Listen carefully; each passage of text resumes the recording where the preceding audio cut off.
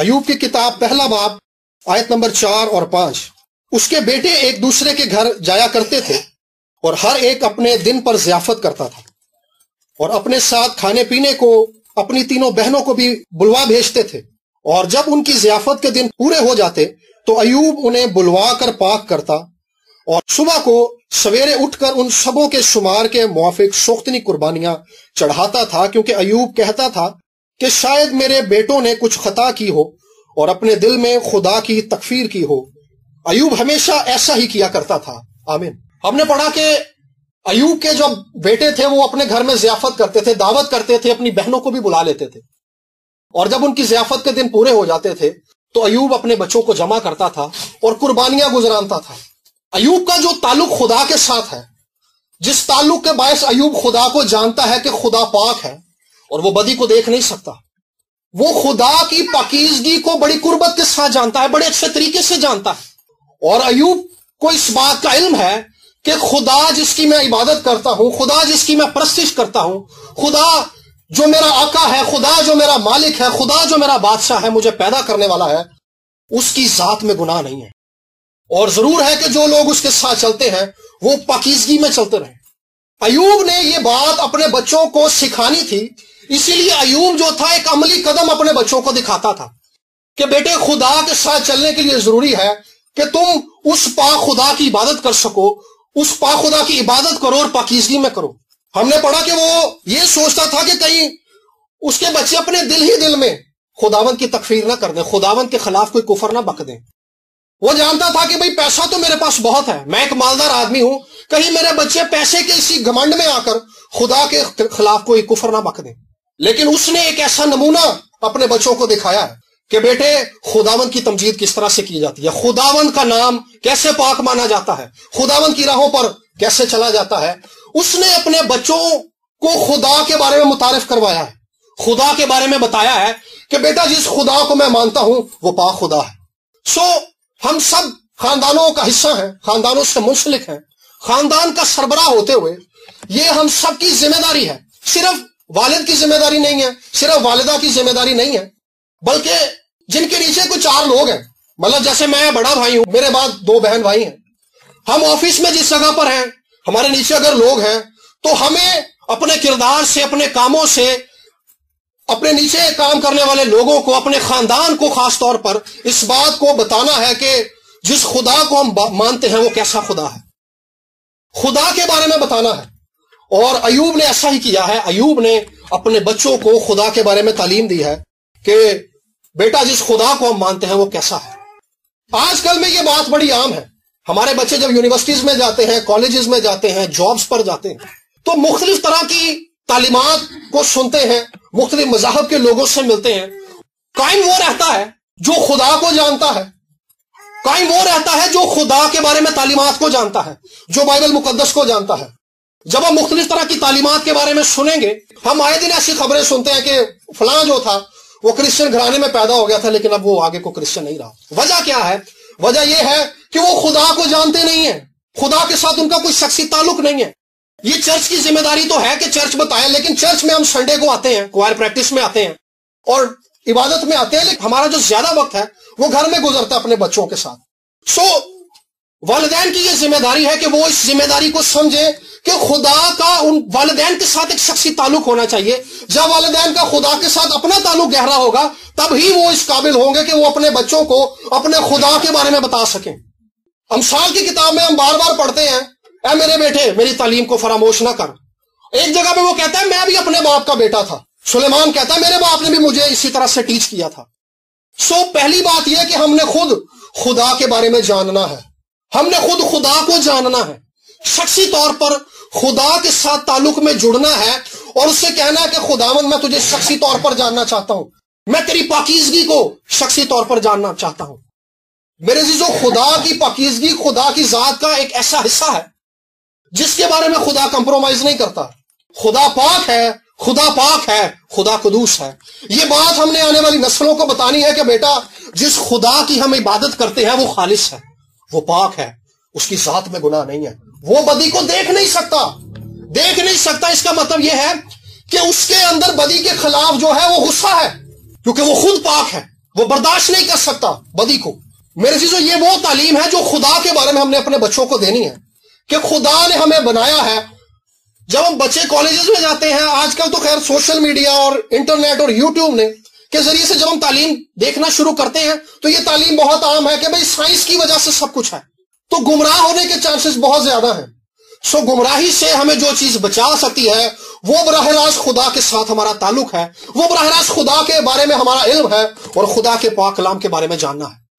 اور ابراہیم کے بارے میں خدا نے ایک بات کہی تھی، بدائش کی کتاب 18 باب کے اندر 18 باب کی 19 آیت ہے، بلکہ میں اسے 18 آیت سے پڑھوں گا۔ یہاں پر لکھا ہے کہ ابراہیم سے تو یقیناً ایک بڑی اور زبردست قوم پیدا ہوگی اور زمین کی سب قومیں اس کے وسیلہ سے برکت پائیں گی، کیونکہ میں جانتا ہوں، یہ وہ بات ہے، کیونکہ میں جانتا ہوں، یہ خدا کہہ رہا ہے کہ وہ اپنے بیٹوں کو اور گھرانے کو جو اس کے پیچھے رہ جائیں گے وصیت کرے گا کہ وہ خدا کی راہ پر قائم رہ کر عدل اور انصاف کریں، تاکہ جو کچھ خداوند نے ابراہیم کے حق میں فرمایا ہے اسے پورا کریں۔ خدا کہہ رہا ہے کہ میں جانتا ہوں، میں اس بات کا مجھے علم ہے کہ ابراہیم اپنے بیٹوں کو، اپنی اولاد کو اس بات کی وصیت کرے گا کہ خدا کی راہوں پر چلو۔ ہم بچوں کے بارے میں بہت ساری فکر کرتے ہیں۔ جب بچے چھوٹے ہوتے ہیں تو والدین کو فکر ہوتی ہے کہ جی بچے نے اسکول جانا ہے، بچوں کی انشورنس کروائی جاتی ہے کیونکہ بچوں کے بارے میں فکر ہے۔ اسکول کے بارے میں ہم فکر کرتے ہیں کہ اسکول میں جائیں گے، اسکول ختم ہو جاتا ہے پھر کالج کے بارے میں ہم سوچتے ہیں، کالج ختم ہو جاتا ہے یونیورسٹی کے بارے میں سوچتے ہیں، کپڑوں کے بارے میں سوچتے ہیں، بیمار ہو جاتا ہے اس کے بارے میں ہم سوچتے ہیں۔ لیکن میرے عزیزو، ہمیں اس بات کو بھی سوچنے کی ضرورت ہے، اگر سب کچھ اپنے بچوں کو دے دیا ہے تو کیا ہم نے انہیں خدا کے بارے میں تعلیم دی ہے؟ کیا ہم نے انہیں خدا کے بارے میں بتایا ہے؟ کیا ہم نے انہیں خدا سے متعارف کروایا ہے؟ کیا ہم نے انہیں بائبل مقدس کے بارے میں تعلیم دی ہے؟ اور جو تعلیم ایوب اپنے بچوں کو دے رہا ہے کہ وہ ایسی نہیں ہے، وہ صرف منہ سے نہیں کہہ رہا بچوں خدا دی عبادت کریا کرو تو خدا دے حضور قربانیاں کریا کرو، وہ عملی طور پر کر کے دکھا رہا ہے۔ یسوع مسیح کی جو تعلیم ہے، یسوع مسیح نے جو تعلیم دی ہے وہ خود کر کے دکھایا ہے۔ سو میرے عزیزو، آج ایک بار پھر سے ہمیں اس بات پر غور کرنے کی ضرورت ہے کہ جو کچھ ہم کر رہے ہیں، ہمارے بچے اس پر زیادہ غور کرتے ہیں بجائے اس کے کہ جو کچھ ہم کہہ رہے ہیں۔ بچے اس پر غور کم کرتے ہیں، جو کچھ ہم کر رہے ہوتے ہیں اس پر زیادہ غور کرتے ہیں۔ میرے عزیزو، آپ پورے دل سے اور پوری جان سے خداوند کے طالب ہوئیے۔ میں جس جگہ پر ہوں مجھے خداوند کا طالب ہونے کی ضرورت ہے، تاکہ ہم آنے والی نسلوں کو، آنے والے لوگوں کو یہ بتا سکیں کہ خدا پاک ہے، خدا عبادت کے لائق ہے، خدا پرستش کے لائق ہے، خدا حمد کے لائق ہے، اور اس کے سوا اور کوئی نہیں ہے۔ اور جب قربانیاں کی جاتی تھی تو ساتھ دعائیں بھی مانگی جاتی تھیں۔ قربانیوں کا سلسلہ جو تھا دعاؤں کے بغیر نہیں ہوتا تھا۔ اور بائبل مقدس کے اندر خاص طور پر پرانے عہد نامے کے جو بزرگ ہیں، ہم انہیں دیکھتے ہیں کہ وہ اپنے بچوں کے لیے دعائیں مانگتے ہیں۔ اسحاق نے اپنے دونوں بیٹوں کو دعا دی، عیساؤ اور یعقوب کو۔ یعقوب نے اپنے 12 بیٹوں کو دعا دی، ربکا کے بھائیوں نے اسے دعا دی۔ سو بزرگوں کی طرف سے جو دعائیں دینے کا سلسلہ ہے وہ چلتا رہتا ہے، کیونکہ یہ وہ بزرگ تھے جو خداوند میں مضبوط تھے، جن کا خدا کے ساتھ ایک شخصی تعلق تھا۔ اسی لیے ہم دیکھتے ہیں کہ ان کی دعائیں جو ہیں آگے ان کی نسلوں کے اندر کارآمد ہیں، زوراور ہیں، کام کرتی ہوئی نظر آتی ہیں۔ آج تک ان بزرگوں کی دعائیں جو ہیں اسرائیل کی قوم پر چھائی ہوئی دکھائی دیتی ہے، اس کا اثر دکھائی دیتا ہے۔ اس کی وجہ یہ ہے کیونکہ دعائیں دینے والوں کا جو تعلق ہے وہ خدا کے ساتھ بڑا گہرا ہے۔ وہ اس بات کو سمجھتے ہیں کہ ہماری دعائیں والدین ہوتے ہوئے ہمارے بچوں کے لیے کس قدر اہمیت کی حامل ہے، اور ان دعاؤں کی تاثیر اور ان دعاؤں کا جو جواب ہے ان بچوں کی زندگی کے اندر آتا ہے۔ تو آج میرے عزیزو، ہم بہت ساری باتوں کے لیے دعائیں کرتے ہیں اور ہم بہت ساری باتوں کے لیے فکر مند بھی رہتے ہیں، لیکن ہم نے آج اس بات کو بھی جاننا اور سوچنا ہے کہ ہم نے اپنے بچوں کے لیے دعا کرنا شروع کرنی ہے، والدین ہوتے ہوئے، بڑا بھائی ہوتے ہوئے، اور جو بھی لوگ ہمارے انڈر ہیں، ہم جس بھی جگہ پر ہیں، جو لوگ ہمارے ماتحت ہیں، ہم نے ان کے لیے دعائیں کرنی ہیں۔ اپنے خاندان کے مستقبل کے لیے دعائیں کرنا شروع کریں کہ خداوند میرے بچوں کا مستقبل تیرے ہاتھ میں ہے۔ بچے جب باہر جاتے ہیں تو ہمیں نہیں پتا کہ باہر وہ کن حالات کے اندر ہیں، کن لوگوں کے اندر ہیں، لیکن آپ کی دعائیں انہیں پروٹیکٹ کر سکتی ہیں۔ مستقبل کے لیے دعا کریں کہ خداوند میرا بیٹا تیرے خوف میں چلتا رہے، میرے بیٹے کو ایک اچھی بیوی دینا، میری بیٹی کو ایک اچھا شوہر دینا۔ ایسی دعائیں کرنا شروع کریں جس کا اثر آپ کے خاندان کے اندر دکھائی دینے لگے، کیونکہ خاندان جو ہے یہ خدا کا منصوبہ ہے، اور ابلیس جو ہے خاندانوں کو خراب کرتا ہے، وہ میاں بیوی کے تعلق کو خراب کرتا ہے، وہ والدین اور بچوں کے تعلق کو خراب کرتا ہے کہ کسی طور سے خاندان کے اندر ایسا ماحول رہے کہ خاندان جو ہے مل کر خداوند کے حضور میں جھکے نہ۔ آپ دیکھیں کہ چرچ میں آنے کی بات ہو تو چرچ آنے سے پہلے گھر میں لڑائی شروع ہو جاتی ہے، جس دن آنا ہوتا ہے اس سے ایک دن پہلے، ہفتے کے دن ہی لڑائی شروع ہو جاتی ہے۔ وجہ کیا ہے کہ گھر کا ماحول خراب رہے اور خاندان جو ہے مل کر خداوند کے حضور میں جا نہ سکیں۔ جب خاندان خراب ہوتے ہیں تو معاشرہ خراب ہو جاتا ہے۔ اس بات پر غور کرنے کی ضرورت ہے کہ یہ ہماری ذمہ داری ہے کہ ہم نے نہ صرف اپنے بچوں کو خدا کے بارے میں سکھانا ہے، بائبل مقدس کے بارے میں سکھانا ہے، بلکہ پہلے ہم نے خود سیکھنا ہے۔ جب ہم خود سیکھیں گے پھر ہی ہم اس جگہ پہ آئیں گے کہ پھر ہم کسی کو سکھا سکیں۔ تو جو دعائیہ سلسلہ ہے ہم نے اس کو آگے بڑھانا ہے۔ میں اپنی دادی کو دیکھتا ہوں کہ جب میں دادی کو سلام کرتا ہوں دادی دعائیں دیتی ہے بہت، یہ سلسلہ چلتا ہے۔ سو میرے عزیزو، دعائیہ جو سلسلہ ہے اسے سلام کے بعد ہی رہنے نہ دیں، بلکہ اسے خدا کے حضور میں بیٹھ کر کرنا شروع کریں۔ خداوند کے حضور میں بیٹھے اور اپنے خاوند کے لیے دعا کرنا شروع کرے بیوی، اور جو خاوند ہے وہ اپنی بیوی کے لیے دعا کرنا شروع کرے، اور جو میاں بیوی ہے وہ مل کر اپنے بچوں کے لیے دعا کرنا شروع کرے کہ خداوند ہمارے بچوں کا مستقبل تیرے ہاتھ میں ہے، ہمارے خاندان کو تو بلیس کر، ہمیں ابلیس کے اختیار سے بچا، ابلیس کی چالوں سے بچا، ہم ابلیس ہمارے خاندان میں کسی طرح کی پھوٹ اور نا اتفاقی نہ لانے پائے۔ خاندان کا جو ماحول ہے وہ لڑائی جھگڑوں سے بھرا ہوا ہے، چھوٹی چھوٹی باتوں پر لڑائی جھگڑے ہوتے ہیں۔ اگر ہم ان لڑائیوں پر غور کریں تو چھوٹی چھوٹی باتیں، لیکن اس کی وجہ سے ذہنی طور پر لوگ اتنے پریشان ہیں، ہم لوگ اس قدر اضطراب کے اندر ہیں، ذہنی ٹینشن اور پریشر کے اندر ہیں کہ ہم ہر روز ہر وقت جو ہے ذہنی طور پر آؤٹ ہوتے ہیں، ہم سڑک پہ جا رہے ہوتے ہیں دماغ کہیں اور ہوتا ہے۔ وجہ کیا ہے؟ گھر کا ماحول ٹھیک نہیں ہے۔ لیکن ابھی یہ اس بات کے لیے ہم نے دعا بھی کی کہ خدا کا بیٹا اس لیے ظاہر ہوا تھا تاکہ ابلیس کے کاموں کو مٹائے۔ ابلیس ایک طرف ہے جو خاندانوں کے اندر خرابی لے کر آتا ہے، ایک طرف خدا ہے جو خاندانوں کو بلیس کرنا چاہتا ہے، ایک طرف خدا ہے جو خاندانوں کو بڑھانا چاہتا ہے، ایک طرف خدا ہے جو آپ کے بچوں کو بلیس کرنا چاہتا ہے، ایک طرف خدا ہے جو والدین کو بلیس کرنا چاہتا ہے، ایک طرف خدا ہے جو خاندانوں کے اندر اطمینان اور صلح اور محبت اور یگانگت کو لانا چاہتا ہے۔ خدا ہم سب سے محبت کرتا ہے، خدا ہمارے خاندانوں کے اندر صلح، میل ملاپ، محبت کو لانا چاہتا ہے۔ ضروری ہے کہ آج ایک بار پھر سے ہم گھرانوں کے ساتھ مل کر خداوند کی حضوری میں جھکیں، کیونکہ یہ مسائل جتنے بھی بڑے ہیں، یہ حالات جتنے بھی خراب ہیں، ہمارا خدا ان سے زیادہ بڑا ہے۔ میرے عزیزو، ابلیس بے شک آپ کا مخالف ہے، لیکن ابلیس اس کلام کا مقابلہ نہیں کر سکتا جو خدا نے کر دیا ہے۔ فرعون جو تھا وہ اپنے زمانے کی سپر پاور تھی، موسیٰ کے زمانے میں اس کے پاس ایک بڑی فوج تھی، اس زمانے کی سائنس کے اعتبار سے، انفراسٹرکچر کے اعتبار سے وہ لوگ بہت ترقی یافتہ تھے۔ جادوگری پر اس کو بڑا فخر تھا اپنی، کہ میرے جادوگر آگے تو کوئی ٹھہر نہیں سکتا۔ اس کو یہ تھا میں سپر پاور ہوں، میرا اختیار ملکوں کے اوپر ہے، بادشاہ میرے ماتحت ہے، میرے آگے کون ٹھہر سکتا ہے۔ لیکن خدا نے ایک شخص کو بھیجا، موسیٰ سے کلام کیا کہ میں نے اپنے لوگوں کی حالت دیکھ لی ہے، میں نے ان کا رونا چلانا، ان کا ظلم دیکھ لیا ہے، اب تو جا فرعون کو جا کے کہہ کہ میرے لوگوں کو جانے دے۔ موسیٰ گیا ہے اور اس نے سوچا کہ بھائی سپر پاور سے ملنے ایک اکیلا بندہ آ گیا ہے اور مجھے کہہ رہا ہے میرے لوگوں کو جانے دے، یہ کیسے ہو سکتا ہے؟ لیکن میرے عزیزو، فرعون سپر پاور ہونے کے باوجود خدا کے کلام کا مقابلہ نہیں کر سکا تھا۔ خدا نے اس کے جادوگروں کو بھی لائن میں کھڑا کر لیا، خدا نے اس کی فوج کو بھی لائن میں کھڑا کر لیا، خدا نے ان کے دیوتاؤں پر اور اس کے جادوگروں کو بھی لائن میں کھڑا کر لیا جس پر اسے فخر تھا۔ خدا نے سب کو سزا دی اور خدا نے بتایا کہ میرا کلام جو میرے لوگوں کے لیے ہے وہ قائم رہنے والا ہے، میں اپنے اس کلام کو ہر حالت کے اندر پورا کروں گا۔ وہ کلام جو خاندانی طور پر خدا نے ہم میں سے ہر ایک کے لیے کر دیا ہے، مسیح یسوع کے خون سے دھل جانے کے وسیلہ سے خدا نے ہم سے جو عہد کیا ہے، خدا نے ہم سے جو وعدہ کیا ہے کہ خدا خاندانی طور پر ہم میں سے ہر ایک کو بلیس کرے گا، میرے عزیزو خدا کا یہ کلام ہر طرح کے حالات کے اندر قائم رہے گا۔ ابلیس اس کا مقابلہ نہیں کر سکتا، لوگ اس کا مقابلہ نہیں کر سکتے، خرابیاں آئیں گی لیکن وہ قائم نہیں رہیں گی۔ خدا ہماری حفاظت کے لیے، خدا ہمیں قائم رکھنے کے لیے، خدا ہمارے گھرانوں میں صلح، میل ملاپ، یگانگت قائم رکھنے کے لیے ہمارے درمیان میں موجود ہے، بشرطے کہ خاندانوں کا تعلق خدا کے ساتھ۔ پھر سے میں وہی بات دہراؤں گا کہ یہ مسائل اور یہ حالات اتنے بڑے نہیں ہیں کہ یہ خدا کا مقابلہ کر سکیں۔ ہم نے ان حالات کو نہیں دیکھنا بلکہ اس خدا پر غور کرنا ہے جس نے ہمارا فدیہ دیا ہے، جو ہم سے محبت رکھتا ہے۔ خدا کا منصوبہ یہ ہے کہ وہ خدا گھرانوں کو بلیس کرے، خدا گھرانوں کو بڑھائے اور خاندانی طور پر ہمیں مضبوط کرنا شروع کرے۔ سو ہم نے آج اس بات کو جاننا ہے، اس بات پر غور کرنا ہے کہ خدا ہم سے محبت کرتا ہے، خدا ہمارے ساتھ رہتا ہے، اور خدا خاندانی طور پر ہمیں پروٹیکٹ کرنے کے لیے محفوظ ہے۔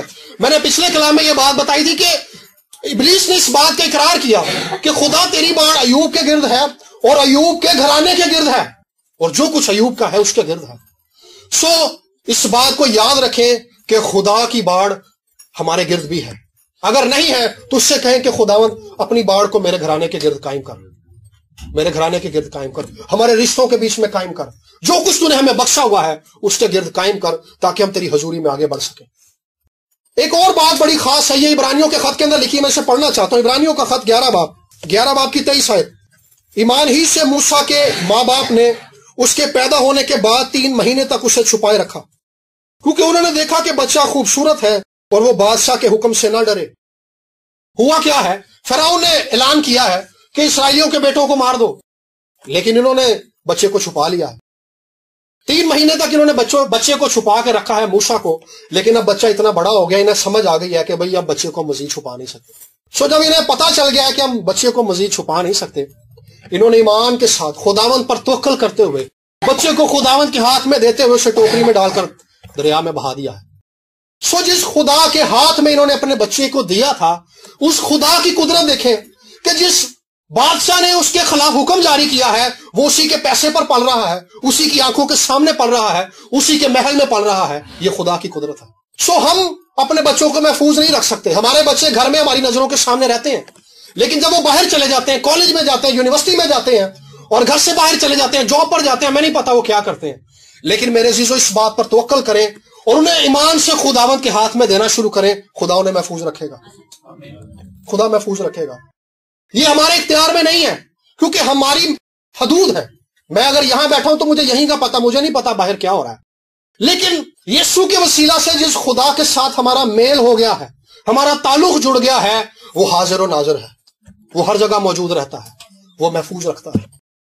ایک خداوند کا خادم تھا، میں نے اس کے بارے میں پڑھا تھا کہ ابھی اس نے توبہ نہیں کی تھی، لیکن اس کی ماں بڑی دعاگو تھی، تو اس کی ماں نے اس کو خداوند کے ہاتھ میں دے دیا۔ تو وہ جب جاتا تھا شراب خانوں کے اندر، خدا اس کی ماں کو بتا بھی دیتا تھا کہ یہ فلانی جگہ پر ہے، وہاں کا نمبر بھی دے دیتا تھا کہ فلانی جگہ پر ہے، اس کو فون کر، اور وہ فون کر کے بلا لیتی تھی۔ وجہ کیا تھی؟ اس نے اپنے بچوں کو ایمان سے خداوند کے ہاتھ میں دیا تھا۔ سو ہم خاندانوں کا حصہ ہیں، ہم نے اپنے گھرانوں کو خداوند کے ہاتھ میں دینا ہے، پھر ہی ہم محفوظ رہیں گے۔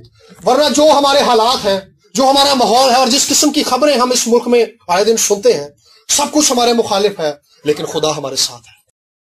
سو میرے عزیزو اس بات کو یاد رکھیں کہ ہم خود سے کسی کو محفوظ نہیں رکھ سکتے، ہم صرف کسی کو خدا کے بارے میں بتا سکتے ہیں اور ایمان سے اس کو خدا کے ہاتھ میں دے سکتے ہیں، اور اس بات پر بھروسہ کر سکتے ہیں کہ جو کچھ خدا ہمارے اولاد کی زندگی کے اندر، میرے بیٹے بیٹیوں کی زندگی کے اندر کرے گا، وہ بھلا ہوگا، وہ قائم رہنے والا ہوگا، کیونکہ اس کے پیچھے خدا ہے۔ اور ایک اور بڑی خاص بات حزقیل کی کتاب کے اندر لکھی ہوئی ہے، حزقیل کی کتاب اور 14 باب کی 20 آیت کے اندر، اگرچہ نوح اور دانیل اور ایوب اس میں ہو تو بھی خداوند فرماتا ہے کہ مجھے اپنی حیات کی قسم، وہ نہ اپنے بیٹے کو بچا سکیں گے نہ بیٹی کو، بلکہ اپنی صداقت سے فقط اپنی ہی جان بچائیں گے۔ مطلب یہ ہے کہ ہم صرف اپنے بچوں کو خدا کے بارے میں بتا سکتے ہیں۔ خدا نے کہا کہ اگر نوح بھی آ جائے اور دانیل بھی آ جائے اور ایوب بھی آ جائے تو وہ اپنی صداقت سے صرف اپنے آپ کو بچا سکتا ہے، اپنے بچوں کو نہیں بچا سکتا۔ سو ہمارا جو شخصی تعلق ہے وہ ہمیں بچائے گا۔ پہلے ہم نے اس بات پر غور کرنی ہے کہ کیا ہمارا خدا کے ساتھ تعلق ہے یا نہیں ہے، ہم نے اس بات پر غور کرنا ہے۔ اگر نہیں ہے تو مسیح یسوع کے وسیلہ سے ہمارے لیے یہ دروازہ کھول دیا ہے کہ ہمارا خدا کے ساتھ تعلق ایک بار پھر سے جڑ جائے۔ جب ہمارا خدا کے ساتھ تعلق جڑ جائے گا، پھر ہمارے پاس یہ امید ہے کہ خدا ہمارے گھرانے پر بھی اپنے کرم کی نظر کر دے گا۔ امید پھر ہے جب ہم مسیح میں ہے، جب مسیح میں نہیں ہے تو کوئی امید نہیں ہے۔ ہمارا کام فقط یہ ہے کہ بچوں کو خدا کے بارے میں بتائیں، بچوں کو گناہ کے بارے میں بتائیں، بچوں کو بائبل مقدس کے بارے میں بتائیں، اور ان کے لیے دعا کریں اور انہیں خدا کے ہاتھ میں دے دیں۔ خداوند پر توکل کریں کہ خداوند ان کے لیے بہترین کرے گا، اور اپنے تعلق پر غور کریں گے کہ ہمارا تعلق خدا کے ساتھ کیسا ہے۔ اگر ہمارا تعلق ٹھیک ہے تو خداوند ہم پر اپنے کرم کی نظر کرے گا۔ سو آئیے آنکھوں کو بند کریں گے اور میں پاسٹر شاہد کو سامنے بلاؤں گا، وہ ہم سب کے لیے دعا کریں گے۔